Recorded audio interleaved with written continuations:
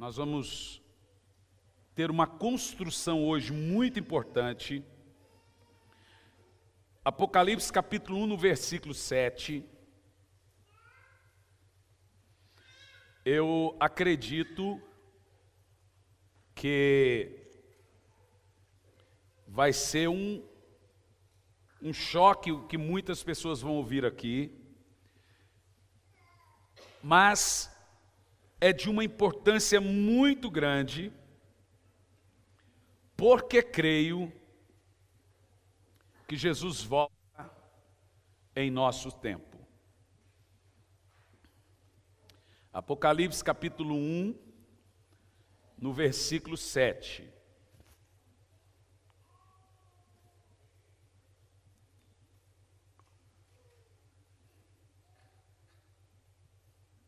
Diz assim: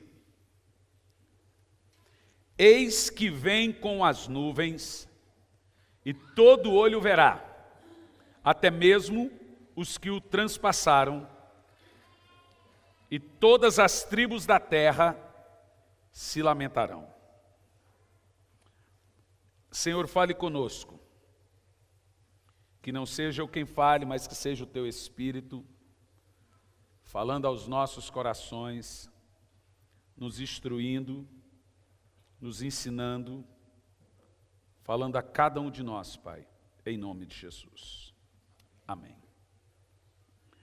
A primeira coisa que eu quero falar com você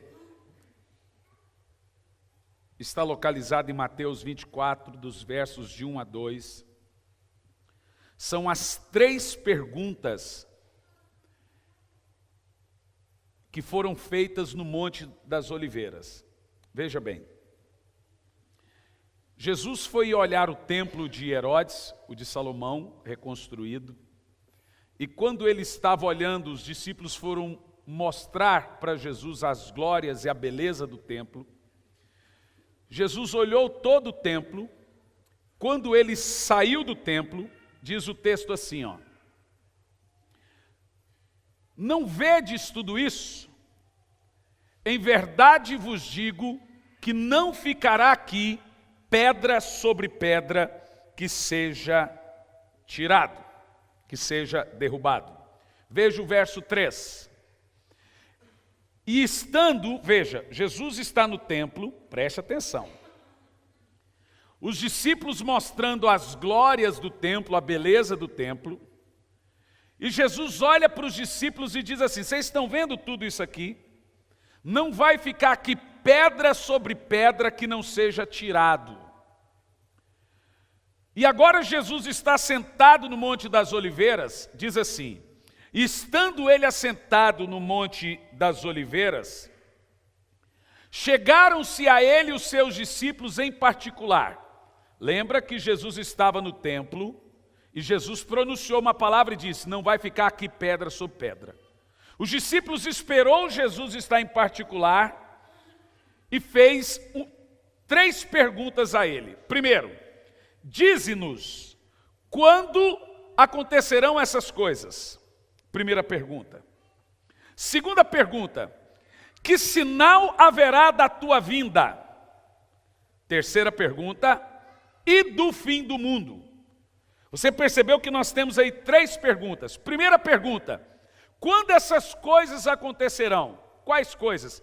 Concernente à destruição do templo que ele tinha dito, não vai ficar aqui pedra sobre pedra. Segunda pergunta, que sinal haverá da tua vinda? Terceira pergunta, que sinal haverá do final do mundo? Ou seja, nós temos 3 perguntas que foram feitas a Jesus no Monte das Oliveiras, no início do capítulo de Mateus 24. Capítulo esse que desencadeia uma série de revelações escatológicas para o final dos tempos. Mateus 24 é o apocalipse dos evangelhos. E tudo que Jesus fala, preste atenção, em Mateus 24 é concernente a essas 3 perguntas. A partir dessas 3 perguntas que Jesus começa a desencadear as profecias que ele chama de profecias do final dos tempos. Primeira pergunta: essas coisas, quando irão acontecer? Coisas relacionadas à destruição do templo. Segunda pergunta: que sinal haverá da tua vinda? Terceira pergunta: que sinal haverá do final do mundo? E agora, Jesus, em todo o capítulo, vai responder as três perguntas. Você está entendendo? Todo o capítulo 24 é Jesus respondendo essas três perguntas. Quando o templo vai ser destruído? Que sinal haverá da sua vinda? E que sinal haverá do final do mundo?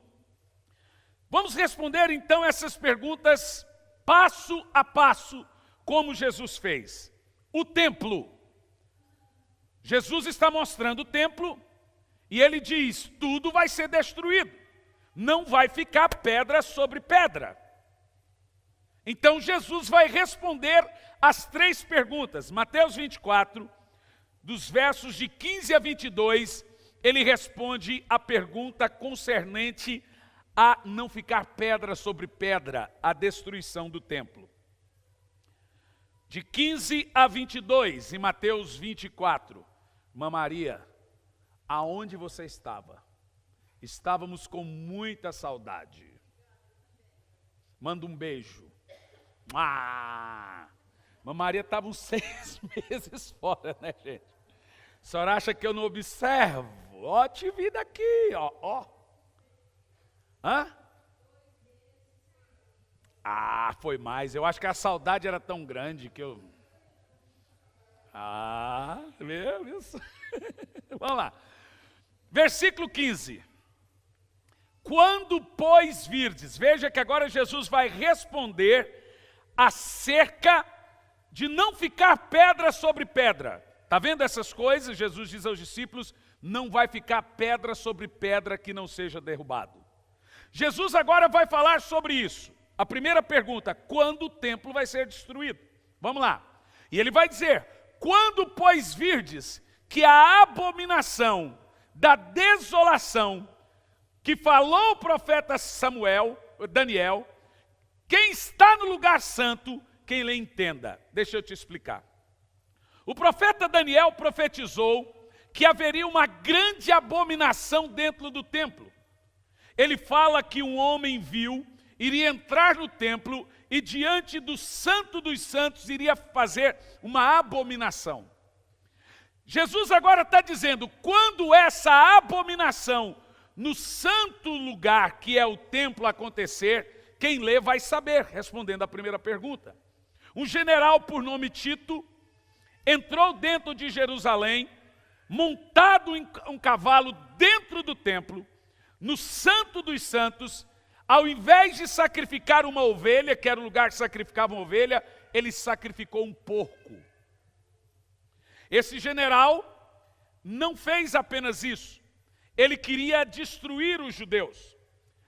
Você sabe que o judeu, ele guarda o sábado, e a partir das 18 horas da sexta-feira, ele entende que vira o dia, o sábado começa, a viração do dia começa às 18 horas, então o general Tito chegou em Jerusalém disfarçado com um exército muito grande e se escondeu em Jerusalém antes de fecharem o portão. Depois que virou o dia às 18 horas, fecharam os portões de Jerusalém e lá estava escondido o general Tito com o seu exército, para que quando o portão fechasse, haveria uma carnificina. A primeira coisa que ele fez foi sacrificar um porco no templo de Salomão, dentro de Jerusalém. E Jesus fala: quando essa abominação vier, da qual falou o profeta Samuel, quem está no lugar, que está no lugar santo, quem lê, entenda. Jesus já está respondendo a primeira pergunta. Continua o texto. Então os que estiverem na Judeia, fujam para os montes. Percebeu? Jesus agora está dizendo: o general Tito vai estar dentro da cidade. Quem estiver na Judeia, não vá para Jerusalém, porque vai ser um verdadeiro banho de sangue. Ele está respondendo à pergunta. Fujam para os montes, continua. E quem estiver sobre o telhado, não desça a Jerusalém tirar coisa alguma. Continua o texto. E quem estiver no campo, não volte atrás para buscar as suas vestes. Prossegue. Mas ai das grávidas e das que amamentam naqueles dias. Veja bem, apesar de muita gente pegar isso e pensar que é concernente ao período de 7 anos de tribulação, nesse caso aqui não é.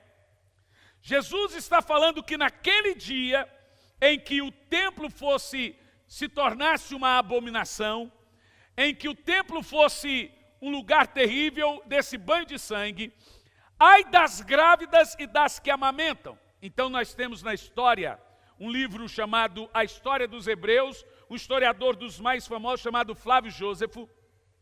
Flávio Jósefo conta que esse general Tito, junto com os seus soldados, pegava as mulheres grávidas e arrancava as crianças do ventre e jogava no fogo.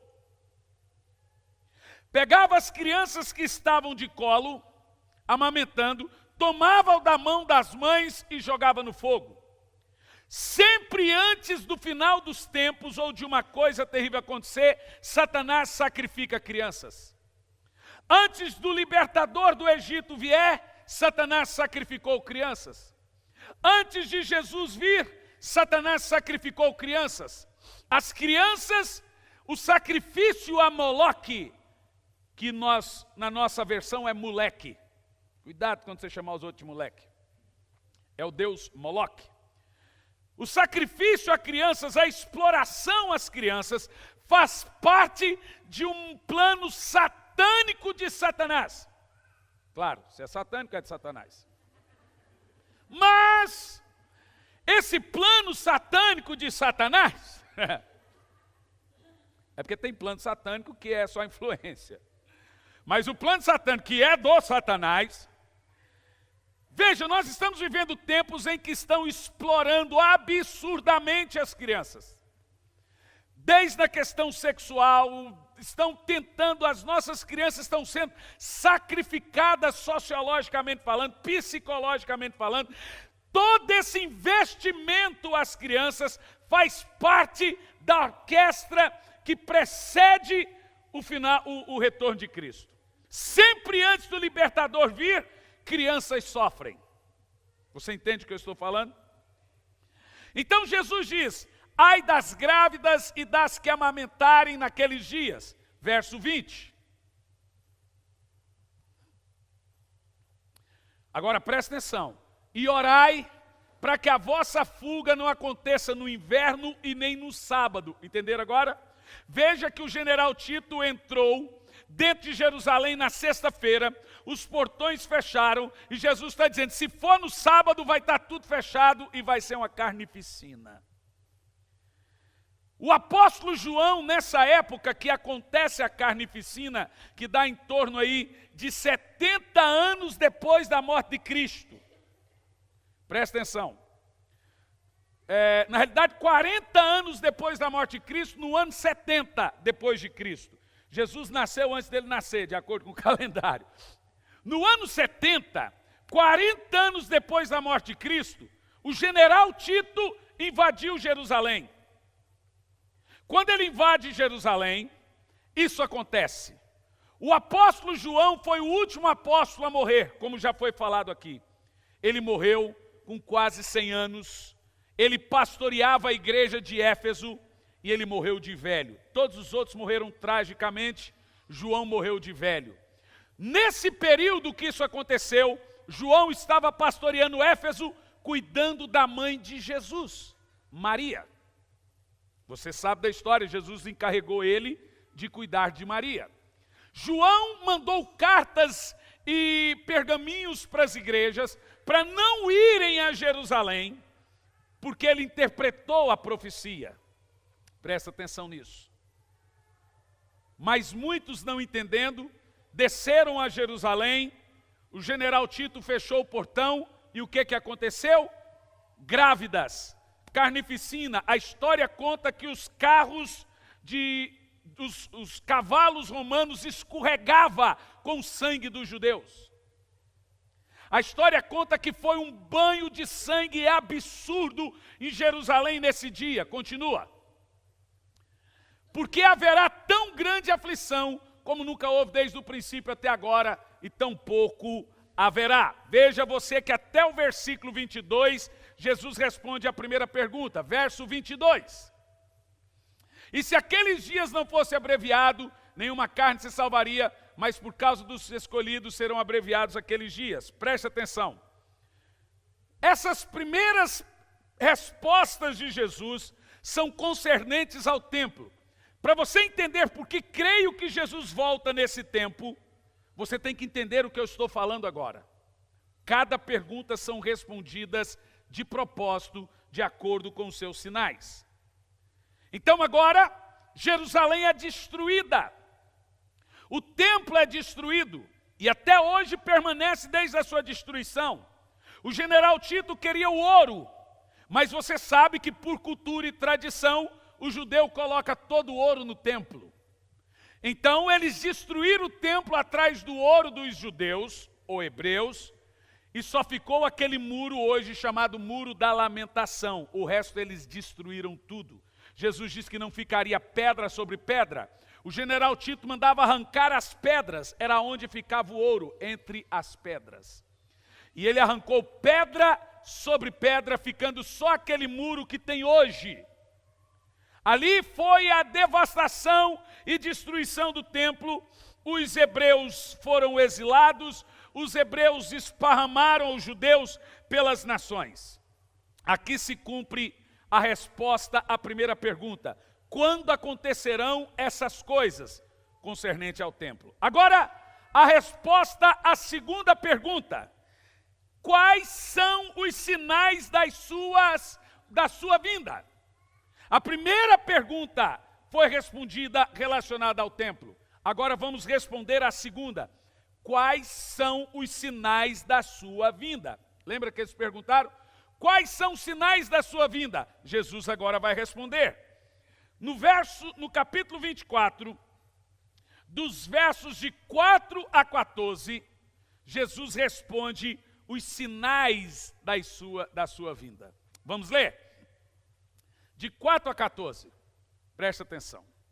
Jesus respondendo disse-lhes, acautelai-vos que ninguém vos engane. Presta atenção. O que nós vamos ler agora é concernente ao nosso tempo, ao tempo que nós estamos vivendo, e agora são sinais que comprovam que nós estamos vivendo isso que Jesus vai dizer. Como que eu sei que Jesus volta em nosso tempo? Alguém diz, o senhor não pode dizer, ninguém sabe dia e hora. É verdade. E qualquer pessoa que tentar diagnosticar qual é o dia e a hora que Jesus vem, está mentindo. Mas o próprio Jesus diz, fariseus hipócritas, sabeis discernir tempos e estações e não sabeis discernir qual é o tempo do retorno do Filho do Homem. Ele diz que uma mulher grávida prestes a dar à luz é um grande sinal. E a mulher grávida com dores de parto serve de sinal para discernirmos as profecias do retorno de Cristo. Ou seja, toda mãe sabe quando vai dar à luz. Ela não sabe o dia e a hora. Jesus disse, concernente ao dia e a hora, ninguém sabe. Mas os tempos e estações nós temos que saber, porque senão seremos pego desprevenidos. Jesus disse, cuide para que ninguém seja pego de surpresa. Para você não ser pego de surpresa, você tem que saber quais são os sinais de Jesus voltar. Tanto que os discípulos não perguntaram, qual é o dia que você vai voltar? Eles perguntaram, quais são os sinais? Porque de acordo com os sinais, nós podemos saber se estamos vivendo o tempo que ele volta. A mulher grávida, ela sabe até o mês, ela sabe a estação, ela nunca vai saber o dia. Mas ela começa a perceber que está perto por causa das contrações. Elas vão se intensificando até chegar a hora. Essas contrações da mulher grávida é chamada de sinais. Jesus fala quando iniciar as dores de parto. Essas dores de parto, elas começam a longo prazo e vão diminuindo um prazo de uma para outra até a criança nascer. E essas dores de parto que são os sinais. Aí o que são dores de parto?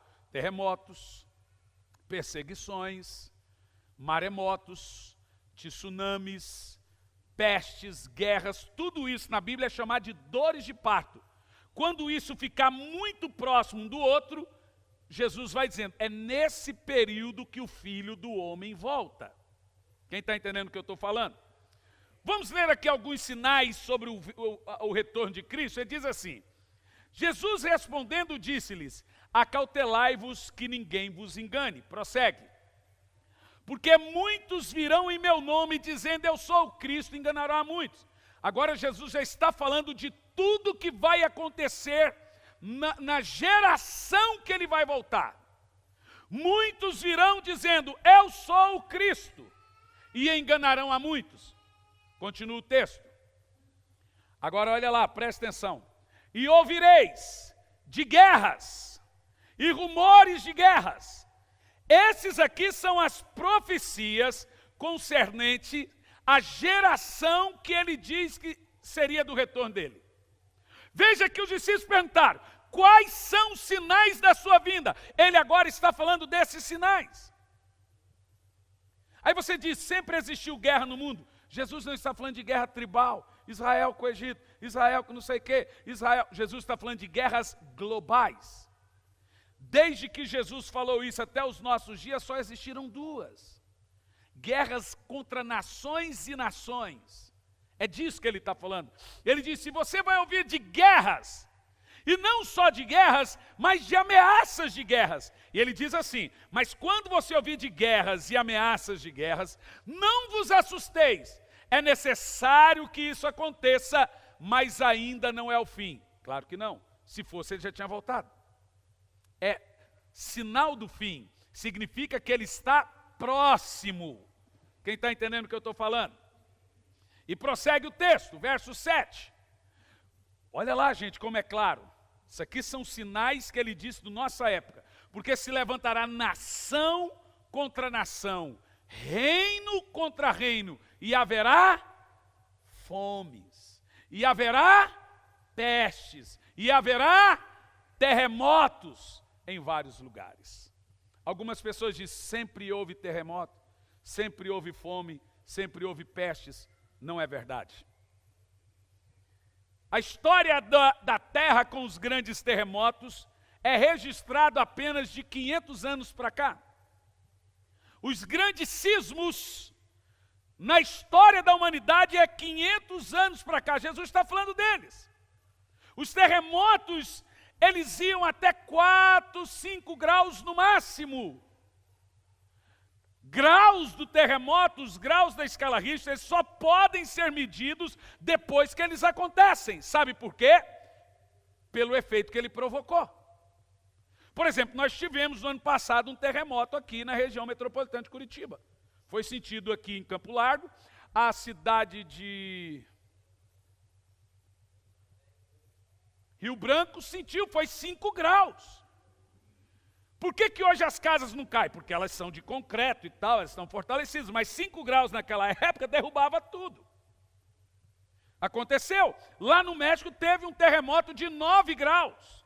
9 graus é o que chega ao máximo hoje. E você sabe, pelos efeitos, toda a devastação que causou aquele terremoto. Agora veja Jesus dizendo, haverá vários terremotos em vários lugares. Não é num lugar. Você sabe que só naquele terremoto do México que aconteceu num dia, foram 4 terremotos, só na mesma cidade. Jesus está falando que, na época do retorno dele, haveria o quê? Nações brigando contra nações, reino contra reino, fome em vários lugares, pestes. Essas pestes são as doenças.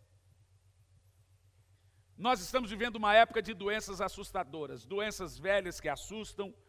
Agora tem esse negócio do surto da febre amarela em São Paulo e no Rio de Janeiro. Coisa velha que requenta e volta a matar. É impressionante. Mas veja, nós temos outras pestes piores. O câncer é uma peste. Jesus disse que as pessoas iriam morrer de diversos tipos de doenças. O ebola. São pestes terríveis que iriam acontecer na Europa, morreu 50 milhões de pessoas na peste negra. Imagina você num continente morrer 50 milhões de pessoas, gente. Veja, quando Jesus disse isso, não teve uma peste avassaladora que matou. Mas depois que ele disse, a coisa foi degringolando e acontecendo. Nós estamos vivendo essa época. Mas vamos lá. Continua o texto. Verso 8. Mas todas essas coisas são princípios. Dores de quê, gente? De parto. Veja que Jesus está usando a analogia de uma mulher grávida com dores de parto. E cada um desses sinais, pestes, terremotos, essas coisas, ele chama de dores de parto, ou seja, contrações que vão reduzindo até nascer a criança. E o nascimento dessa criança será o retorno dele. Ele diz que quando tivesse nações contra nações, peste e terremotos, a mulher já estava sofrendo as contrações para dar à luz, ou seja, dores de parto. Diríamos então que nós estamos nas dores de parto. Está faltando só o quê? A criança nascer. Mas vamos continuar. Verso 9. Agora preste atenção e calcule você. Pegue esses sinais que Jesus está falando e traz para os noticiários. Então vos hão de entregar para seres atormentados, e vocês serão mortos, matar-vos-ão, e sereis odiados de todas as nações por ser cristão, por causa do meu nome. Por que você está me matando? Não, porque você é cristão. Olha, hoje morrem mais cristãos martirizados na nossa geração do que na época do Império Romano. São 50 mil cristãos por ano. A ONU não fala nada, ninguém fala nada. É impressionante, agora explodir um carro-bomba numa igreja na Nigéria. Não sei se vocês viram os vídeos, é assustador. São 50 mil cristãos martirizados, assassinados por ano. Jesus disse que na época, veja, ele está respondendo a pergunta, quais são os sinais do seu retorno? Ele está respondendo, ele está dizendo, na época em que eu for voltar, você vai ser odiado pelo fato de ser cristão. Você vai ser preso. Você vai morrer pelo meu nome. E já está acontecendo. Você sabe quando eu leio isso? Presta atenção. Tem gente que imagina que todos esses sinais devem acontecer na cidade onde ele mora, que aí Jesus está voltando. Ah, mas isso não está acontecendo aqui. Olha para mim, irmão, não vai por esse caminho. Tudo isso que nós estamos lendo está acontecendo simultaneamente em todo o globo. Na nossa geração, ou nosso contexto, está acontecendo outras coisas. E ele vai dizer agora. Por exemplo, lá no Oriente Médio e África e Ásia, você vê a perseguição. Parte da África. Você vê a perseguição aos cristãos. Ok? Mas no nosso contexto tem outras profecias se cumprindo. Jesus está falando que em todo o globo, essas profecias irão se cumprir simultaneamente, ao mesmo tempo. Quer ver? Olha o verso 10. Verso 10. Leia lá. Vamos lá, gente. Neste tempo. Qual tempo? No mesmo tempo dos terremotos, no mesmo tempo dos cristãos sendo massacrados por terem Jesus, no mesmo tempo das guerras. Agora ele vai apontar para a igreja. Muitos serão escandalizados e trair-se-ão uns aos outros, e uns aos outros odiarão. Deixa eu te falar. Ele não está falando de gente no mundo. Ele está falando de gente na igreja. Ele fala que nesse tempo haverá muitos escândalos dentro da igreja. E por causa desses escândalos, as pessoas vão trair umas às outras e odiar umas às outras, vão ficar desigrejados por causa dos escândalos. Você percebe que no globo você já tem assassinatos aos cristãos, martírio. No globo você já tem perseguição, guerras, terremotos em alguns lugares, mas aqui no Brasil, você tem muito o quê? Muito o quê, gente? Escândalo. Esses dias um querido filho na fé meu, colocou na internet uma coisa que me deixou chocado. Eu choquei com o vídeo. Um pastor lá falando assim, esse carro velho que tu tem aí, esse Gol, essa porcaria, traz aqui e dá de oferta. Traz essa porcaria, essa moto, essa porcaria, essa lata.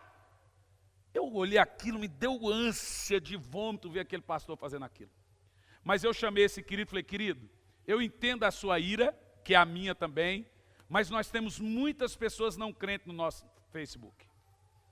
Isso acrescenta em quê para a conversão deles? Nada. O deles já está guardado, gente. Esses escândalos já estão guardados, então não vale a pena. O escândalo, ele propaga por si, que não seja por você. Se você quer que pessoas sejam salvas, por que você tem que ficar replicando o escândalo? Nós temos que replicar Cristo. Mas o escândalo, ele está assim, a coisa de louco. E olha que o diabo pegou crente e entrou na cabeça dos crentes e falou, pôs site para passar o escândalo. Então hoje você tem site por nome Fuxico Gospel, por exemplo. E esse site funciona o seguinte, ele vai atrás de todo o podre que tem na igreja e joga na internet. Qual é a cantora que fumou, qual é a cantora que caiu, qual é o cantor que caiu, qual é o pastor e pá, ele joga na internet. Diz a Bíblia, nesse tempo de terremoto, nesse tempo de perseguição a cristãos em alguns lugares, em outros lugares vai ser um escândalo. Ou seja, escândalo é sinal. Quem vem para a igreja por causa de gente, vai sair por causa de gente. Quem vem para a igreja por causa de Jesus, não sai. Porque o escândalo vai acontecer. A Bíblia diz, ele vai vir. E ele já veio. Em nenhuma época da história, houve tanto descrédito à pregação e a pastores como nessa época. Por causa do escândalo. Quando você começa a falar, você quer citar exemplos. Não tem necessidade, você sabe. Você sabe do que eu estou falando. Você sabe quem escandaliza. Você sabe quem dá mau testemunho na mídia. Você sabe quem faz do evangelho comércio. Você sabe. Então não tem necessidade de eu replicar isso. Continua o texto. Verso 11. Agora olha lá. Olha lá, gente. E surgirão falsos profetas, enganarão muitos. Deixa eu pegar uma coisa importante. No verso 10, Jesus diz, nesse tempo muitos escandalizarão, e trair-se-ão uns aos outros, e odiarão uns aos outros. No mesmo contexto ele diz, surgirão falsos profetas, enganarão muito. Os falsos profetas surgem da onde? Do escândalo. E quem que são os que passam a ter ódio dos outros? São os escandalizados. Quem é que trai uns aos outros? Os que se escandalizaram. Perceba você que crente escandalizado é o prato cheio para o falso profeta. Quem entendeu o que eu estou pregando? A arma do falso profeta é o crente decepcionado. É o crente escandalizado. É o crente escandalizado, decepcionado, que passa a odiar e trair um ao outro. Essa traição ao outro não está falando do cara lá no mundo, não, está falando do cara na igreja. Isso é tão sério, que no mesmo contexto em que Jesus diz dos escândalos, da traição e do ódio entre os irmãos, surgindo falsos profetas, olha o que ele fala no verso 12.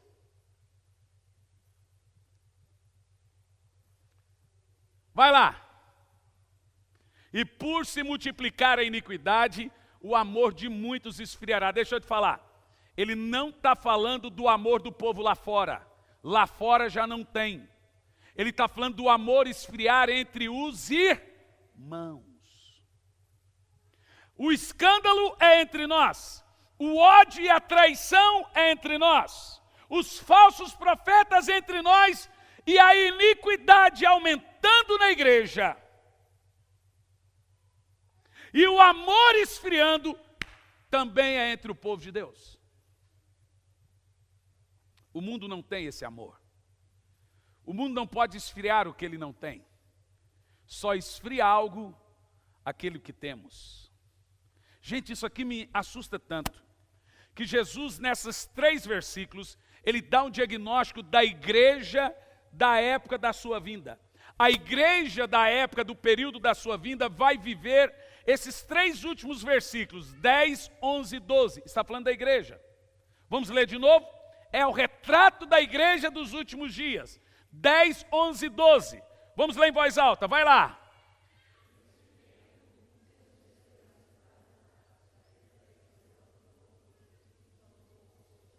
Próximo verso.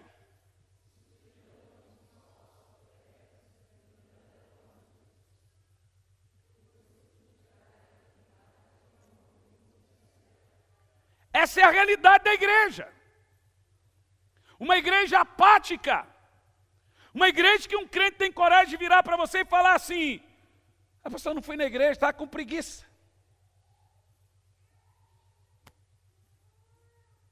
Irmão, se você entender a importância do culto, é claro que tem gente que tem obrigações, obviamente. A gente não está questionando pessoas. Tem gente que não falta culto e uma hora ou outra vai faltar. Mas tem gente que o culto para ele é secundário. Ele não sabe que o culto é para Deus, que o culto é de Deus, que culto é adoração, que Deus não abre mão do seu louvor, da sua adoração. Ele trata Deus com desprezo. É o amor esfriando, o amor por Deus esfriando, o amor uns pelos outros esfriando, o amor pelo ganho de almas esfriando. É a realidade da igreja que iria preceder o retorno de Cristo. Jesus um dia estava dizendo assim: quando o Filho do Homem vier com toda a sua glória, ele parou.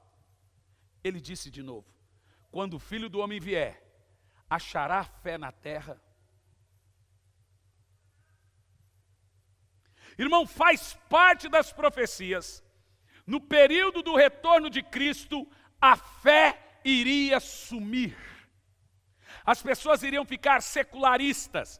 Secularismo é cuidar dos seus afazeres naturais e se esquecer das coisas de Deus. As pessoas iriam esfriar. E tem gente que esfria e quer colocar na conta da igreja como se o pastor fosse o responsável para avivar crente. Eu agora tenho responsabilidade de manter você animado, rapaz. Mas, irmão, quem te anima, quem te enche, é o Espírito Santo. É você que tem que ter sede e fome dele. Eu sou ser humano igual a você, eu também, se eu não orar, eu desanimo. Verso 13. Vai lá. Mas aquele que perseverar até o fim será salvo. Você percebeu? Olha para mim, que dos versos de 10 a 13 está falando da igreja. Tanto que é para a igreja que está falando, o que perseverar é salvo. É para nós. Perseverar quê? Perseverar a frieza espiritual, perseverar a perseguição, perseverar o escândalo, perseverar o falso profeta, perseverar a traição dos irmãos, perseverar o ódio um dos outros.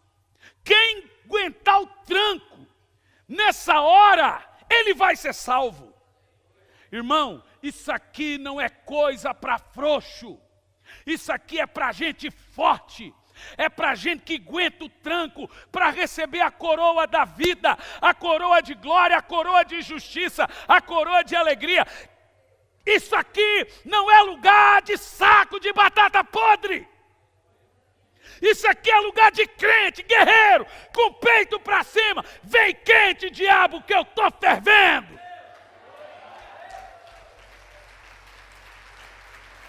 É uma crentalhada frouxa, rapaz. É um mimimi, rapaz. Que exército é esse, rapaz? Levanta a tua cabeça, tu deixa de ser frouxo, rapaz. Levanta a cabeça, tu faz parte do exército mais poderoso da terra, que nunca perdeu uma batalha, de um Deus poderoso, que não tem inimigo, que o inimigo não vai contra ele, o Deus que não perde guerra. Tu tem o Espírito Santo te ajudando e fica nesse mimimi. Levanta e resplandece, porque vem a tua luz e a glória do Senhor vai nascendo sobre ti.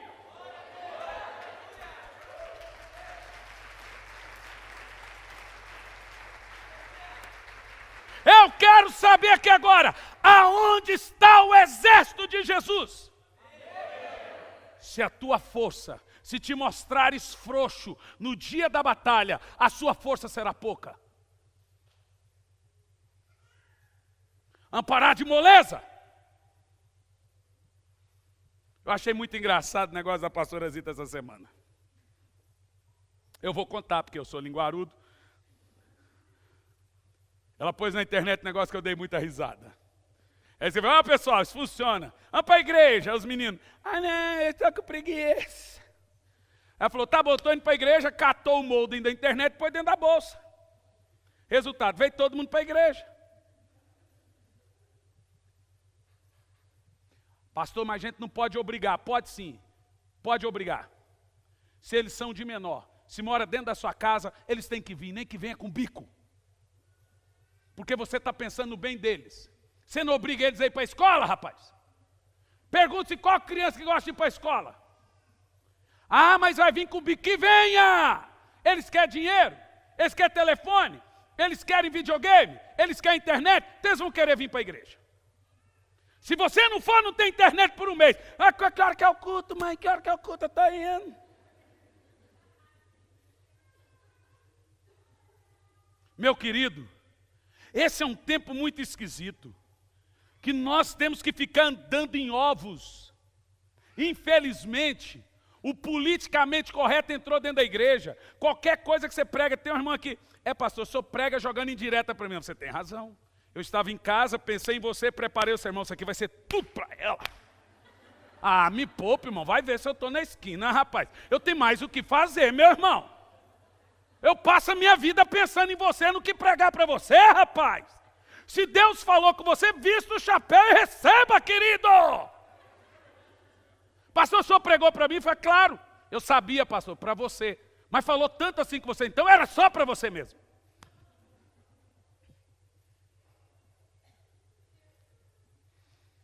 Os sinais da vinda de Jesus estão em nossos dias. Meus queridos, eu estava vendo o primeiro-ministro israelense palestrando na ONU. E ele disse assim, nós estamos andando sobre páginas da Bíblia. Olha para mim vocês, nunca na história da humanidade vivemos tantas profecias se cumprindo simultaneamente como nessa geração. Essa ideologia toda de homossexualismo, nada é mais bíblico do que isso. Jesus disse como foi nos dias de Noé, e também como Sodoma e Gomorra seria igual. Sodoma e Gomorra foi uma época sodomizada, de homossexualização. Jesus disse que a coisa tem que ser igualzinho. Você percebeu que o mundo está sendo sexualizado, sodomizado a passos largos. Nos anos 60 e 70, a coisa é tão assustadora, deixa eu dar uma pequena pincelada da sociologia para você.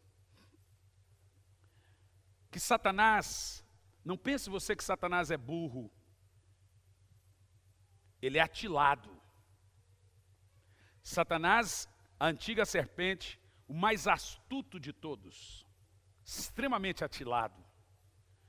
Por isso que quando você vai lidar com ele, você lida em nome de Jesus, sozinho você morre. Não há poder em você para vencer o diabo. Há poder em Jesus para vencer o diabo. No nome dele, no sangue dele, não em nós. Mas nós temos esse poder pelo nome, pelo sangue. A coisa é tão assustadora porque, qual a estratégia do diabo nesses últimos dias? Entre anos 60 e 70, homossexualidade era distúrbio. a homossexualidade deixou de ser distúrbio e passou a ser comportamento. Ou seja, criou-se a ideologia de que deveria parar de dizer que o homossexualismo não era doença. Isso nos anos 80. Era apenas um comportamento da pessoa. Uma escolha, a pessoa fazia escolha e se tornava homossexual. A coisa foi indo, agora se você falar que é comportamento, você compra briga. Ninguém escolhe agora, ela nasce. Você entendeu? Qual é a arma do diabo? Primeiro, ele joga a coisa para chocar, para começar a discussão, para deixar de ser tabu. Então, quando houve agora esse negócio da sexualização das crianças, do Queer Museu, você pensa assim, eles deram um tiro no pé que a sociedade não aceitou. Não, eles não deram um tiro no pé. Eles sabiam dos riscos. Eles não fizeram aquele negócio no museu, gente, para ser aceito. Eles fizeram para começar o debate e deixar de ser tabu. Porque depois daquilo, os debates foram para a televisão, para a rádio, ou seja, pedofilia agora é comportamento. Lá no futuro, vai ser ideologia como a homossexualidade. Quem está entendendo o que eu estou falando? Agora é comportamento. Lá no futuro vai ser ideologia. Hoje, o debate, você já tem deputado que vai na bancada e fala que pedofilia não é crime, é escolha. Como um dia foi a homossexualidade. Hoje a homossexualidade não é mais escolha. Nasce com isso, na cabeça deles. O que Satanás faz? Ele cria o debate para destruir o tabu, para que seja aceito. Criou-se o debate da sexualização das crianças. E agora já se debate livremente se pedofilia, sexo de adulto com criança, é crime ou é opção sexual. Daqui uns dias vão dizer que não é opção sexual. O cara nasce já com a tendência, se sentindo, querendo fazer sexo com criança. Vocês entendem a estratégia do diabo? Quem está entendendo? E nós vamos viver num mundo que a cada dia nós vamos ser agentinha fora do contexto. Você vai ser agentinha fora do contexto no seu emprego, agentinha fora do contexto na escola, agentinha fora do contexto em qualquer lugar, porque tudo que sair da boca do mundo não é o que vai sair da sua boca. O seu estilo de vida em si já vai denunciar o estilo de vida deles, igual em Sodoma e Gomorra. Eles queriam matar Ló, não é porque Ló se levantava contra eles, é porque Ló não queria ser como eles.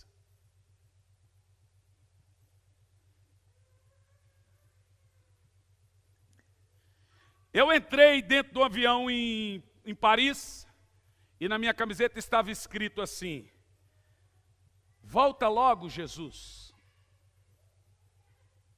Eu tinha essa camiseta. A hora que eu fui entrar dentro do avião, me mandaram parar e disseram: troca a camiseta. Eu disse: por quê? Porque essa camiseta pode gerar atrito e conflito religioso dentro do avião durante o voo. No mesmo voo que eu tirei a camiseta, o muçulmano tirou o tapetinho, pôs no chão do avião, dobrou o joelho e orou rumo a Meca.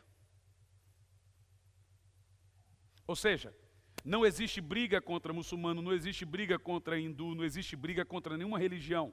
A birra é: não aceitamos cristãos. Sabe por quê? Porque essa raça muda o mundo. Essa raça tem um sangue poderoso. Essa raça tem o Espírito Santo, aonde o crente passa, a sua presença transforma. Mas deixe-me dizer para o mundo, nós amamos e queremos ganhar alma, mas vai chegar o dia que essa turma barulhenta, essa turma pacífica, vai sair da terra, e esse dia está chegando em que os filhos de Deus não serão mais achados aqui, iremos morar e reinar com Cristo para sempre. Aleluia! Onde está aquele povo barulhento? Onde está que não se vê nenhum irmão? Alguém com voz de lamento vai dizer, neste momento, aquele povo foi embora para Sião. Vai para vocês. Onde está a juventude dessa igreja? E os obreiros daqui aonde estão? E as mensagens que pregavam, muitos crentes se alegravam, eles também foram embora para Sião. Onde está o dirigente dessa igreja?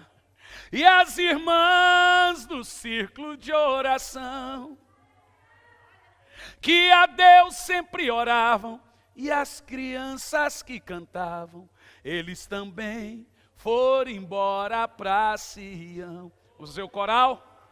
Onde está aquele povo barulhento?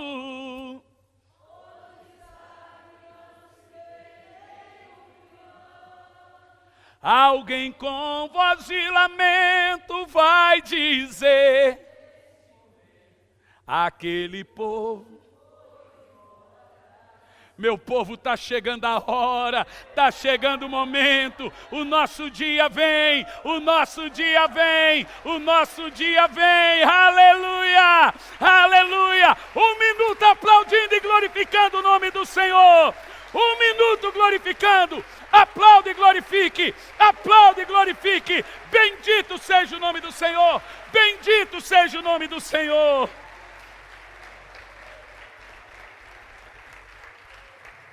Mais perto quero estar, meu Deus, sabe?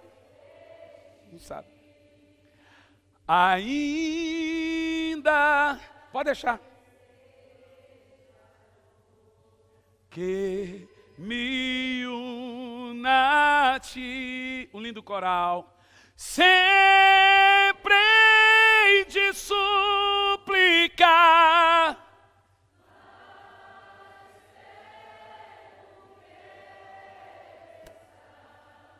Mais perto,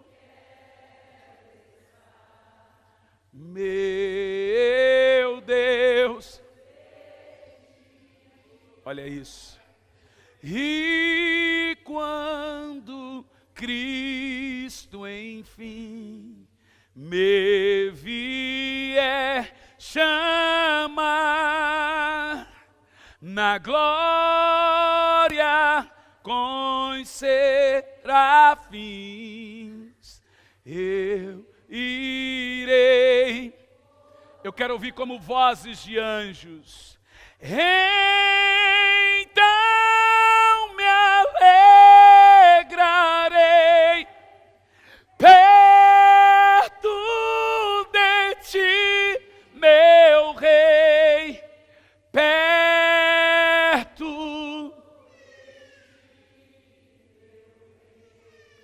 meu Deus. Só a igreja como um lindo coral.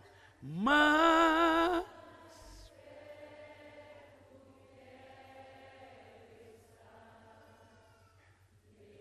eu sinto uma tremenda glória de Deus aqui agora. Eu sinto o Espírito Santo caminhando em nosso meio.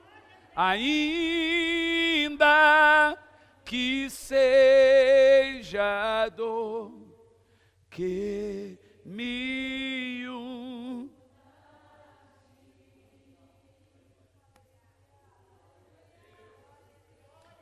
Em Marcos capítulo 11, dos versos 12 e 14, eu quero provar a você que essa é a geração que verá Jesus nas nuvens.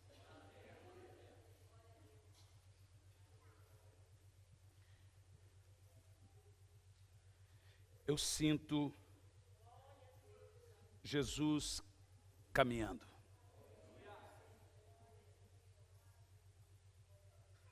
Eu sinto Ele aqui agora. E eu fecho os olhos e vejo Ele andando. Antigamente, Quando eu era criança, na Assembleia de Deus, essa é velha, cantava assim, ó. Pela fé eu contemplo um homem de branco passeando na igreja. Vou só pro coro.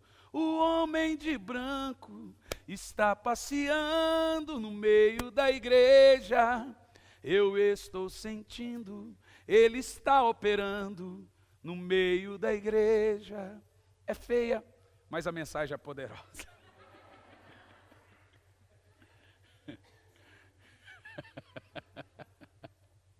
Vocês entenderam o que eu queria cantar.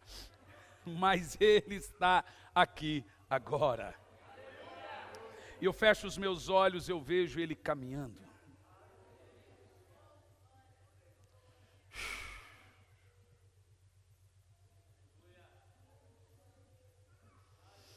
Ele está aqui agora. Eu vejo ele aqui agora. Literalmente eu estou vendo Jesus aqui agora, em nosso meio. Ele está voltando. Vamos ler o texto. Preste atenção. Por favor,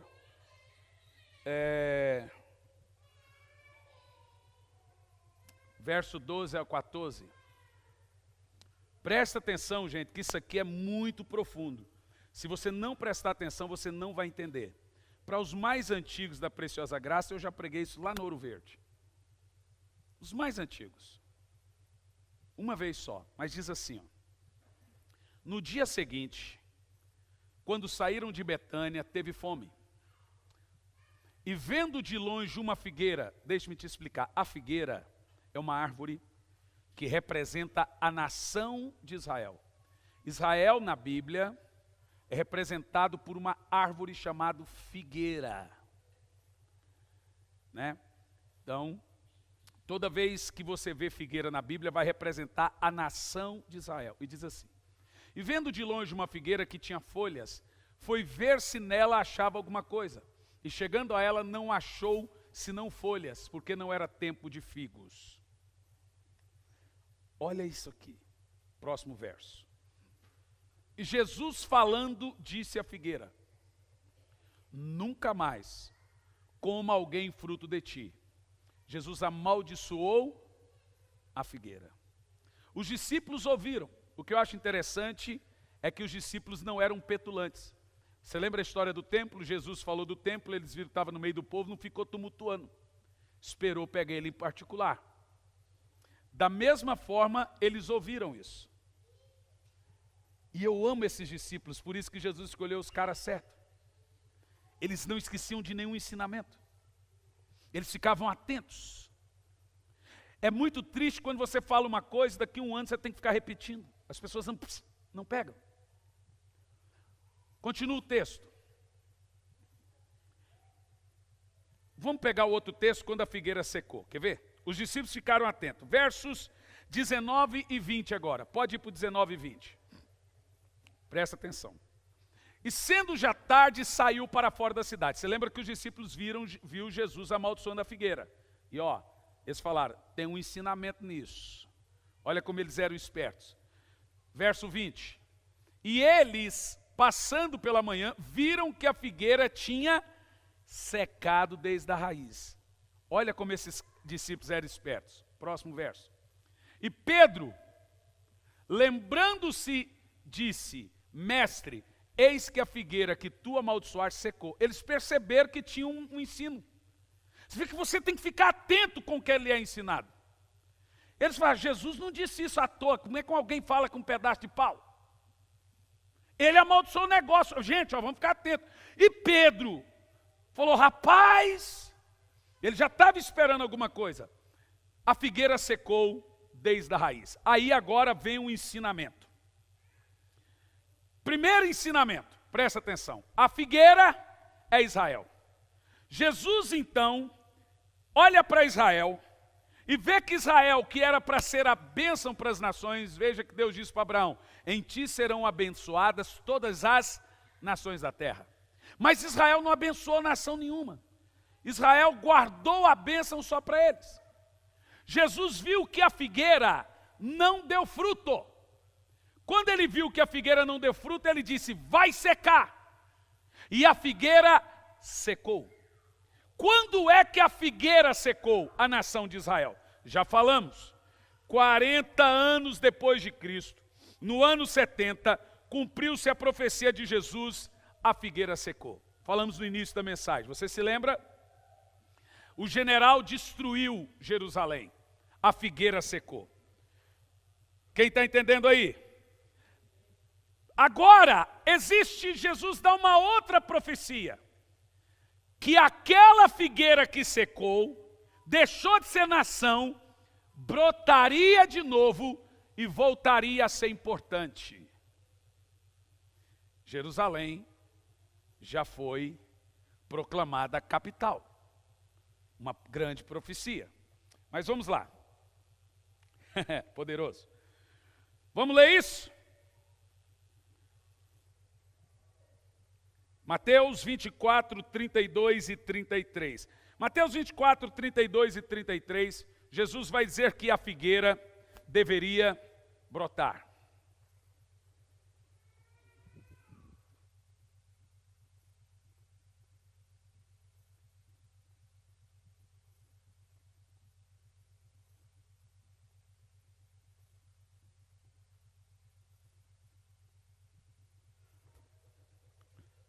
Vou terminar agora. 24, 32 e 33. Olha, Jesus começa assim. Aprendeis a parábola da figueira. Jesus agora traz de novo a memória de quando ele secou a figueira. Quem está entendendo aqui? Quem está entendendo, diga amém. Ele está falando, lembra do que aconteceu com a figueira? Olha o ensinamento dele. Ainda em Mateus 24. Quando seus ramos se tornam tenros e brotam as folhas, sabeis que está próximo o verão. Veja, aquela figueira que secou, ela teria que no final dos tempos fazer o quê? Brotar. Espera aí, uma figueira seca, brotar. E olha o que ele diz. Próximo verso. Igualmente quando vires todas essas coisas, lembra que nós estamos no capítulo 24. Quais coisas? De todas que foram faladas até aqui. Quando vires todas essas coisas, sabeis que ele está às portas. Gente, como que eu posso dizer que ele volta em outra época? Mais claro do que você está lendo, ele pega Mateus 24 e faz uma série de sinais. E ele diz assim, nessa época que a figueira brota, gente, a figueira brotou na nossa época. 14 de maio de 48, a figueira brotou. Israel se tornou nação pelo voto de Minerva de um brasileiro, na ONU. Isso exatos 70 anos atrás, o tempo de uma geração. Há 70 anos atrás, a figueira brotou. Israel deixou de ser nação lá no General Tito, sumiu do mapa, volta a ser nação 70 anos atrás. A figueira brotou, ok, agora vamos lá. Vamos ler aqui comigo, Mateus 24 e 34, olha lá, verso 34, presta atenção, olha o que Jesus fala, igualmente vos digo, gente, leia isso, que não passará esta geração sem que essas coisas aconteçam. Aqui está a chave, presta atenção, em todo o capítulo 24, Jesus está falando dos sinais, terremoto, morte e não sei o que, esfriamento, escandalização, falso profeta. Aí agora lá no verso 34 ele diz, essa geração não passa. Não passa para onde? Para onde? Para outra.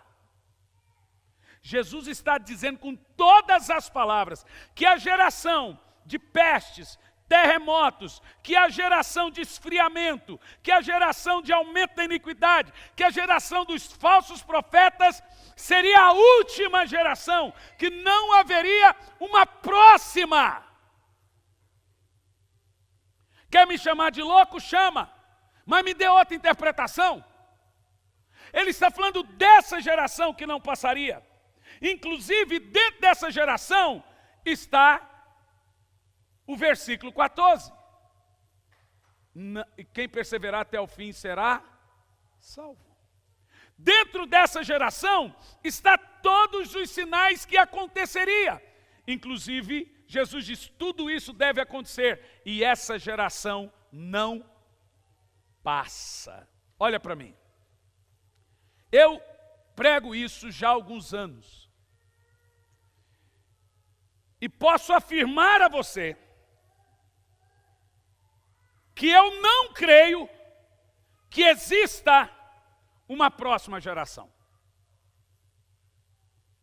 Eu não posso dizer qual é o dia e a hora, não sou louco nem leviano, Deus nunca me disse isso, nunca me revelou, nenhum anjo me apareceu para dizer, e não vou dizer. Mas uma coisa eu posso afirmar, nós somos a geração do retorno de Cristo. E sabe por que eu posso afirmar isso? Vamos lá, 7 alianças de Deus na história da humanidade. Com 7 alianças, só falta uma, a eterna, que é depois do retorno dele. 7 dispensações para a igreja. Cada igreja da Ásia representa uma dispensação. Das 7 igrejas, nós estamos na última. Laodiceia não tem a 8ª. Nós somos a geração de Laodiceia, não tem outra geração. Nós somos a última geração, a última dispensação, na penúltima aliança. Irmãos, faz parte da nossa época, da nossa característica, as pessoas se esfriarem com Deus. Cuidado!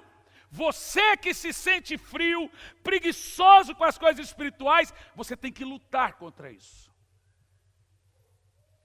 Você tem que perseverar, lutar. Quando você perceber que está demasiadamente, você tem que lutar, porque faz parte dessa última geração. Eu posso lhe afirmar, olha para mim, e tenha temor no que eu estou dizendo. Porque toda vez que aparecer um profeta na Bíblia dizendo, vai chover, ou a ira está vindo, Jeremias bradava e dizia, eles estão vindo para devastar Jerusalém. O rei ria da cara de Jeremias, jogou ele na cisterna. Eu estou bradando, e eu vou bradar ainda mais. Ontem eu estava com a nossa equipe de mídia, e nós vamos investir pesado em fazer vídeos na internet para mostrar e provar que Jesus volta nessa época. Tem gente promovendo um monte de vídeo na internet, falando um monte de coisa. Ninguém está falando do retorno de Cristo. Eu vou me dedicar a isso. E eu orei ao Senhor, eu estava dentro do avião e disse, Senhor, o que tu tens para mim, para essa geração? Deus disse, não muito. Só uma coisa. Gaste-se gritando, vai chover. Jesus está vindo, Ele vai rasgar o céu e vai descer. Quem tem ouvido, ouça o que o Espírito diz às igrejas, vai chover.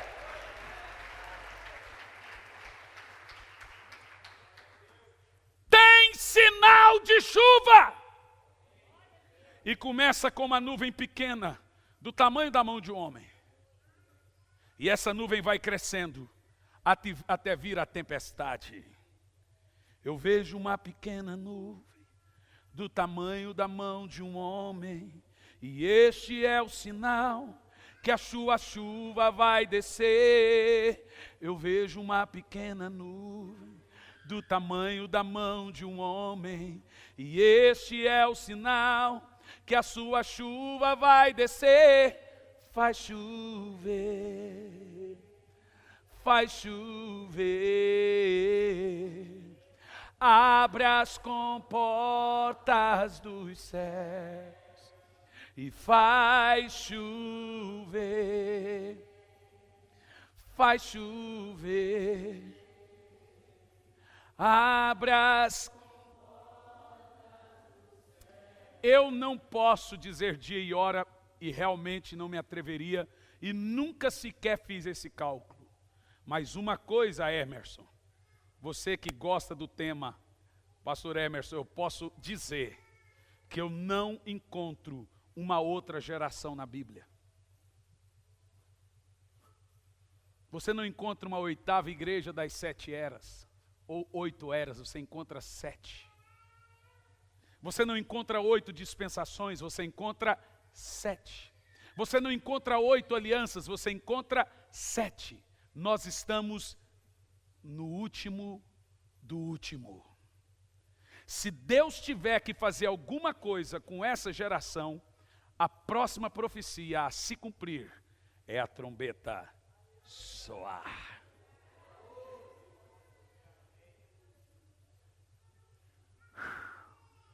Eu não sei você, mas parece que o meu coração vai saltar pela boca. Quem sente uma tremenda unção em você aqui? E aqui tem uma última profecia. Zacarias 8:13, e tem mais um. 8:13, Zacarias 8:13. 8:3. Ah, riégua, menino, pastor bravo. Não me bater, é? Presta atenção. Assim diz o Senhor: voltarei para Sião, e habitarei no meio e Jerusalém chamar-se-á cidade da verdade, o monte do Senhor dos Exércitos, o monte santo. Aqui a profecia que Jerusalém voltaria a ser a capital. Mas tem uma. O próximo verso, 12, versículo 3.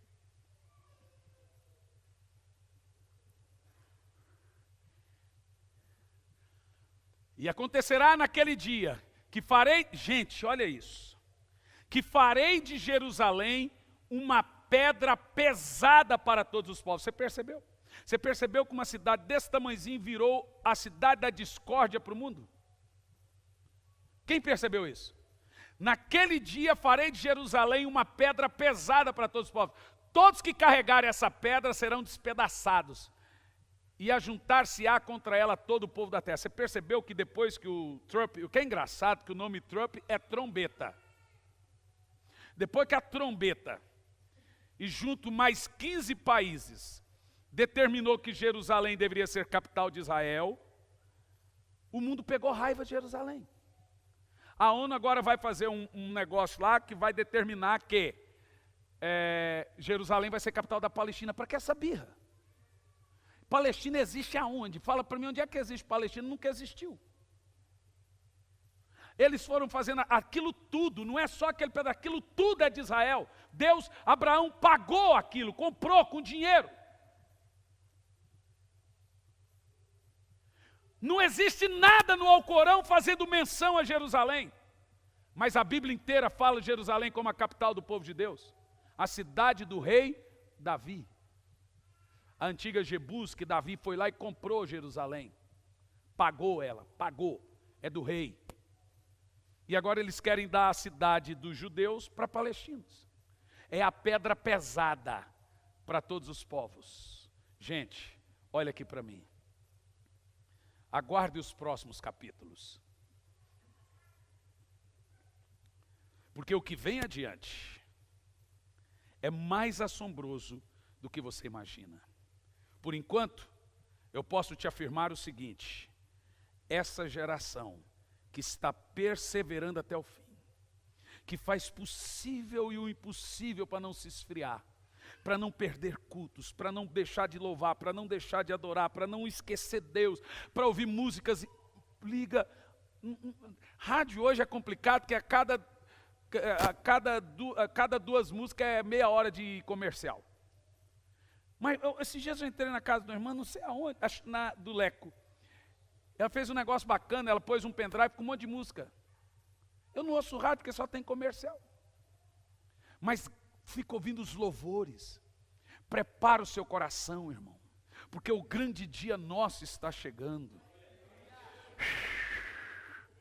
Nós temos que ganhar almas.